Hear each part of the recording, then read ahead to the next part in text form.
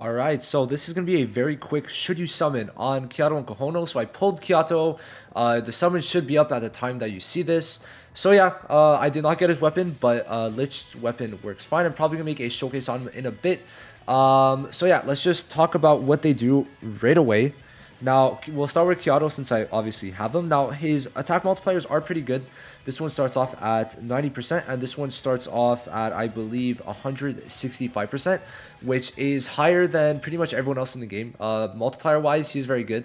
Got him at 3 right now. Now, as for what he does, so his skill 1 is basically, if you have a buff, apply a 15% damage increase, and then you attack after applying that 15% damage increase buff. Nothing crazy. Pretty good. Now his AoE feels kind of weak. I don't know, like I was using it, nothing like insane. If we go for like comparisons, yeah, okay.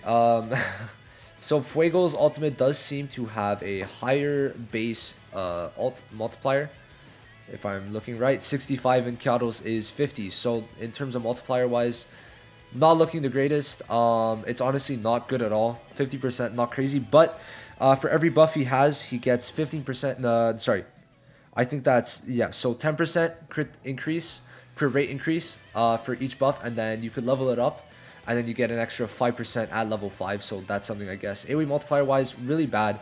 Now you could crit a lot, which is good, but nothing crazy in my eyes. Now his ult does seem pretty good. Basically, it's going to be for, if you have 2 more buffs, you could get a guaranteed crit, and for each buff you have, 15% accuracy increase. So you're basically going to be critting when you use this. Multiplier wise, it is the highest in the game, which is good, but I feel like it doesn't do insane damage, but it could be very good, right? So that is something. Now his combo, I don't really care about it, right? So it just, I mean, if he has a DLT, it applies a damage increase, but I don't know why there would be a DLT on him if you're using KIATO. I just don't see any people applying DLTs, right? But you get 30% damage increase, right? So that's something. So then as for his passive, this is the good part of his kit, I guess. Basically, he applies Exciting Dance when he gets a buff, and then after 5 exciting dances, so after he gets 5 buffs, he's going to apply Idle Debut Imminent effect for 2 turns when receiving the 5. So the as for what the buffs do, let me read them out to you. So basically, the Exciting Dance, each one gives 5% increased endurance and 5% increased block. So he should be tanking well, but I did not see the best tanking numbers because obviously he's a DPS. But I'm gonna have to do more testing. I think it's pretty good. And then obviously when you get the what's it called? When you get the Idle Debut, you get an extra 30% endurance and then increased block by 30% plus 50% increased damage. So on paper, he's looking very good. I think that getting a lot of this, like a bunch of just like damage reduction and block is good, but I just feel like he still dies very easily. Now of course you could apply, it seems, multiple stacks of this Idle Debut Imminent, which gives 50% damage increase each time there's that buff up, but it takes 5 buffs to get that exciting Idle Debut buff. So we're gonna have to see. A lot of testing is gonna have to be done with him, I think, but overall not the craziest to me. Now he gets 16%, sorry, for this, my bad. It should be just 5% increased damage from what I'm seeing. Overall, pretty good unit if you could build him right. I think you could probably kill him with Noel a lot if you really build into him and get him like at 55, 60k. But right now, of course, my KIATO is lacking a bit. I don't have the best physical builds. So we're going to try to see what I could do. I'm going to definitely showcase him tomorrow, but not today because I need to actually like make a proper build for him.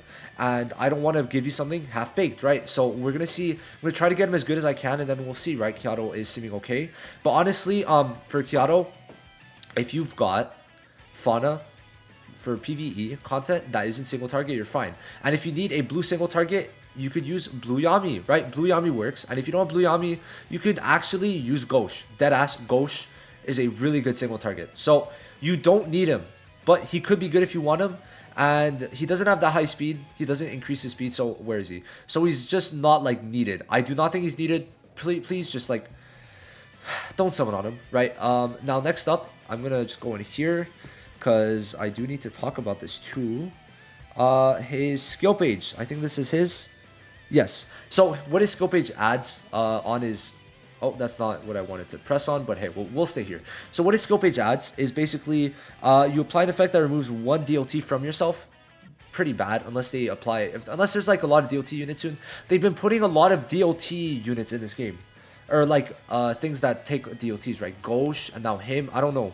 And then as for the passive, there's a 60% chance that when attacking, you get 40% crit damage. So pretty good.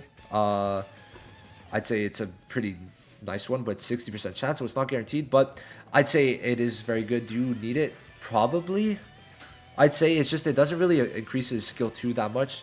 So you could run other ones. I think that running lists or what's it called? Solids could work, but I think that his skill page is actually really good for him. But for all other people too, I think that getting 40% crit damage increase could be very nice. It sucks that I will not get it. Like I'm not hunting for a skill page. I'm sorry, it's just not happening. Definitely not. So yeah, probably don't summon. I don't think it's worth it, especially because season 3 is coming soon. So yeah, probably not. Now as for Kahono, let's talk about Kahono. She's actually really interesting because she's the first healer in the game, from my knowledge, that scales off of HP. Yep, she is an HP scaler. Basically, skill 1 gonna be, let me read off. So basically, applies continuous recovery of 8% max HP for 4 turns from what it's seeming, or I think 4 turns. Sorry, 4 turns, 4% max HP. And she does have a lot of HP off the bat, right? Like if we go to Alar, she has 66k, and then you could probably get that close to 100k if you give her HP gear and all that. I could definitely see it being, if I take off the dupes, at 60k. So I could see it being good, definitely. You could just give her a bunch of HP. Should work out well. So basically, this is just going to be healing for continuous damage for 4 turns, right? So that is cool. I actually like that. I like continuous healing. Not damage, continuous healing. Now, her skill 2 is pretty nice. Basically, it's going to be, let's test her out, actually. Let's just use her. I'll just explain it while using her. So her skill 2 is going to be giving a barrier, right? It's gonna be doing multiple things actually. So let's talk about it. So it's gonna be giving you're gonna be increasing your healing amount, which is pretty good, by 30%. You're gonna be increasing defense by 140%, and you're gonna be giving a barrier for 30%. And if we look here, the barrier was like what 1k, but level 1. So honestly, it could be very high. I'd say she could be interesting. Honestly, probably pretty interesting. Honestly, I really like this. It's like a 2-for-1 for Rodesses. She honestly might replace Rodess depending on her speed. What's her speed? Let's get out and then we're going to talk about the ultimate. Her speed is going to make or break how we view her, honestly.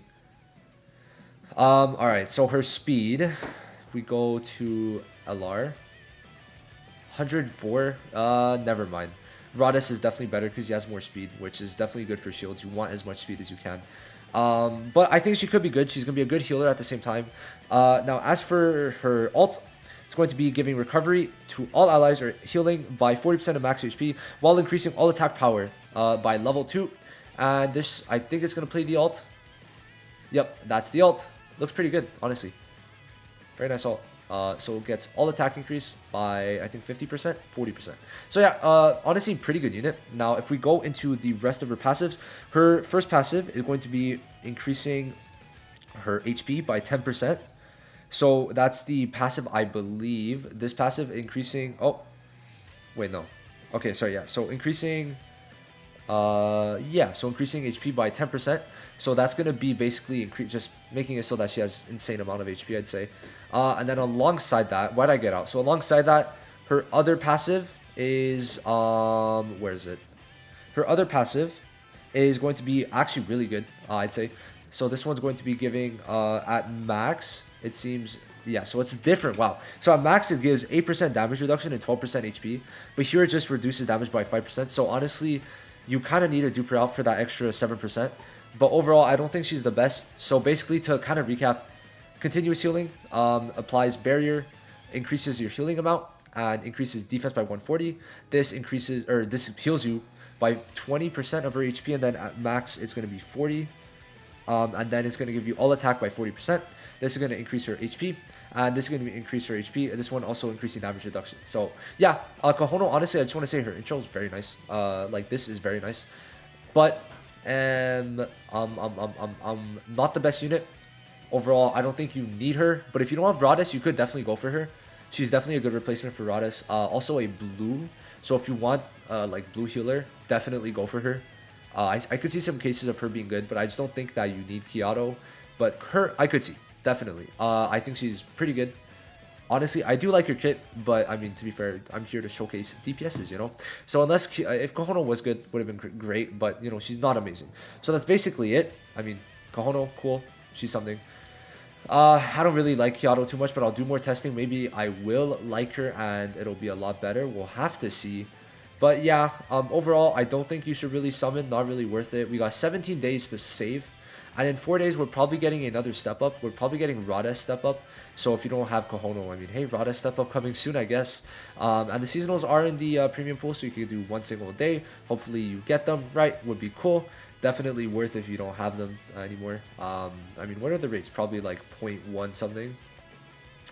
0.13. Okay, yeah, so that's how it is. And you also got the skill pages if you somehow manage to pull that. So yeah, that's basically the video. I don't think they're the craziest units in game. Don't think you should really summon for Kiato Kahono, maybe if you really need a healer. But to be fair, your blue team should be like pretty stacked out. Like I feel like blues, I have a lot of blues. Like blue, these two together are just insane, right? Lotus and Mars. But then you've also got Blue Yami, Blue Fauna, and then who else? Blue Ghost, Blue William. There's so many, right? There's a lot of good ones. So yeah, that's basically this video. Let me know if you guys summon, and if you plan on saving, just let me know what you guys think of doing. Thank you guys so much for watching, and I'll see you in the next one.